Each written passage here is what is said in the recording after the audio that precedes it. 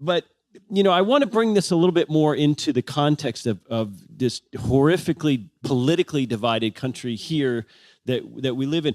Mises has this great quote in Liberalism where he says, having to belong to a state of which, a government of which you do not approve is no less onerous if it's the result of an election than if it was the result of a military conquest, which I think is a pretty strong statement on his part. I mean, military conquest is a very serious thing. And he wasn't saying this lightly as someone who had fought in World War I in I think artillery. So he's saying this in the interwar period as a World War I veteran. So he's not somebody who uses combat analogies lightly. But let's talk about this, because I think a significant portion of the country today feels like they're living in an occupied U.S. In other words, Hillary voters do not accept the legitimacy of Trump, and this idea that we have to have one big state is exceedingly damaging, both psychologically, socially, culturally, etc.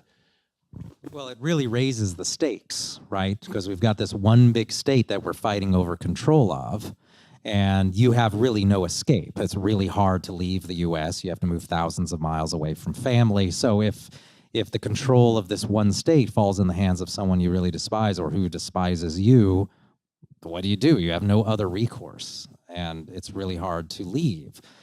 And so it would seem that there's less potential for serious conflict if you had much more decentralization. At this point, we're not even talking about splitting it up into totally different competing sovereign states. But the fact that people have to worry about the next appointment to the Supreme Court as to whether they'll be allowed to have certain types of health care or buy certain types of health care. I'm thinking of the Hobby Lobby case, right? So, the Supreme Court agrees on this Obamacare thing. Well, then I'm going to have to pay for certain types of healthcare and so on. It's just so unnecessary that you have this one gigantic superstate regulating everything right down to the amount of healthcare that you have. Or issues like, of course, abortion are big issues, which we noted in a recent article at Mises.org, was always decentralized before Roe v. Wade, and it was legal some places, it was illegal some other places, and it was never even mentioned in federal elections, right? You didn't worry about what the next president's opinion was on abortion because it was decided at the state or even local level in some cases. But now we have to worry about every little thing for every federal election because ultimately they control everything. And Mises understood this really well, right? You can never accuse Mises of being some pie-in-the-sky theorist who would weave complex theories divorced from reality. Here's a guy who grew up in Austria-Hungary, who understood what multinational states are like, states with lots of different religious and cultural minorities that are prone to conflict. And the Austria-Hungary dealt with that through decentralization in many ways, right? They became the dual kingdom. There was lots of regional autonomy because they knew that in some cases the majority were Hungarians, in some other places they were Ruthenians, whatever. And Mises knew that you had to decentralize in order to keep the peace. And and it doesn't read very Rothbardian. He has an article that I dug up and reprinted recently on creating this Eastern European Federation, where you would, for defense purposes, you would put together in one confederation a bunch of Eastern European states. But he noted that very important, if you were going to do this, it had to have a ton of autonomy at the local level, wherever your linguistic majorities were or your religious majorities, you had to allow people to do whatever they wanted at the local level, and just that some functions like defense against the Russians would then be outsourced to this higher federal level. And so he recognized that if you're trying to force a bunch of Christians and Jews or Eastern Orthodox and Germans and Hungarians to all get along on everything under one unified state, that's just a recipe for war and disaster. And so decentralization just serves this extremely important function of creating peace and allowing people those choices to go around and live amongst a majority where they actually agree with it. Because otherwise, you got to defend yourself constantly from some other majority getting the upper hand. It's very stressful and prone to conflict. Yes, and it's interesting to me that we don't think of decentralization or secession as one immediate answer to the culture wars. Actually, the Swiss Federation website talks about that. They talk about the subsidiarity principle as something designed to increase social cohesion. But Mises has several passages, big, lengthy passages throughout Human Action where he talks about universalism and he rejects it. He says, well, by whose authority? Who's the correct apostle? Who's got the true law? Who's the legitimate authority that everyone will recognize between different religions, for example, different political viewpoints? So he consistently uses the term self-determination, which almost sounds cranky today. It almost sounds like a Reagan-era term where we're trying to, provide for self-determination for the Eastern Bloc or something like that. That they're under the yoke of the communists. But for Mises, it wasn't the self-determination of governments. It was the self-determination of people to choose the government to which they belong. But there's a lot of tension because a lot of libertarians would say, oh, come on, we're Rothbardian Universalists. We believe in self-ownership and property rights. We don't believe in these silly lines, these things called nation states, and that should apply across the world. And we don't care. Why should we care about self-determination?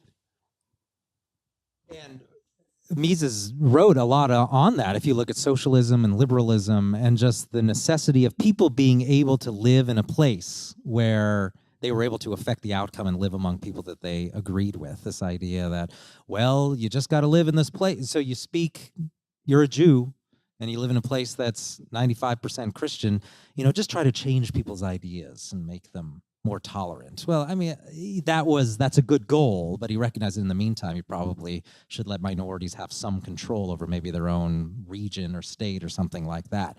And so that was always just a good measure in the meantime, until he could change ideologies. But he was right to the extent, of course, that ideology is extremely important in keeping problems to a minimum here also. And I go back to the issue of what Caplan was saying. It's like, well, you can have these small states, but what if the ruler there is a horrible despot? Then what? Well, you can never really get away from the issue of the importance of ideology, right? If you have a country where there is no respect for individual rights and liberalism has never had any sway whatsoever, that's probably going to be a worse place, even if it's a really small state.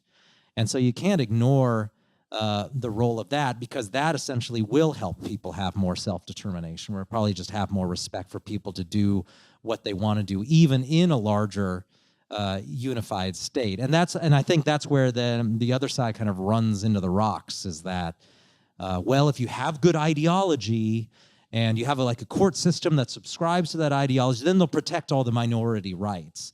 And in some cases that's true, but it's probably better to have some safeguards too, where there's an actually decentralized political system where you have other choices, just in case your court system becomes despotic, or just in case the majority's ideology takes a bad turn. Yeah, I mean, you can just imagine if Germany was more decentralized in the run-up to World War II, it would have been a lot harder for Hitler to gain control of such a large state.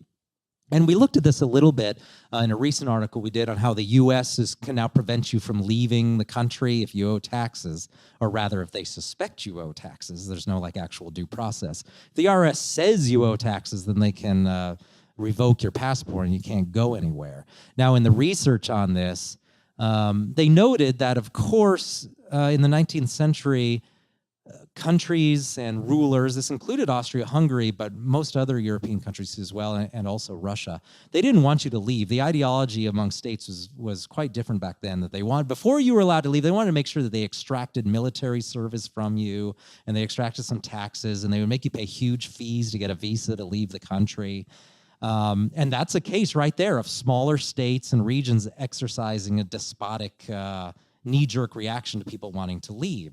And so the authors that discuss this topic note that the only reason why the states didn't really ever clamp down and really close their borders to people leaving was because liberalism had really taken over Europe at that point, that it had, by the late 19th century, become much more influential, and people simply weren't willing to tolerate this idea that I just simply can't leave your country now. That totally conflicted with liberal ideas of self-determination.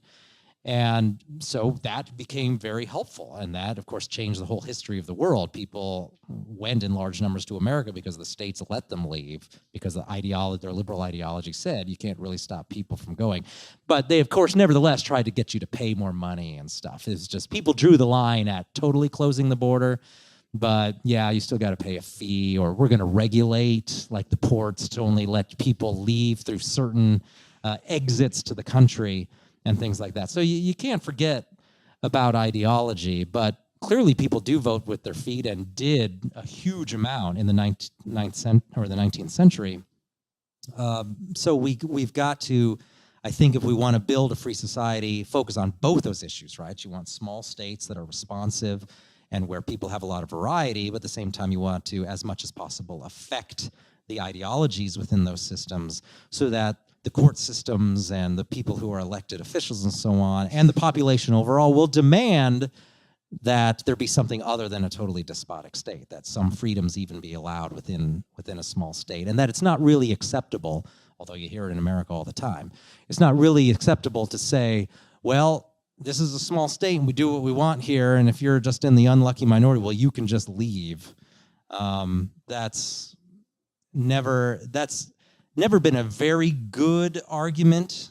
It's the reality. It's easier to leave in a small state. So it's an even worse argument in a huge state like the US, where you don't like the way we do things, you can just leave. You can just move 1,000 miles from all your friends and family if you don't like it. And if you stay here, then that's your tacit consent to every tax and every regulation.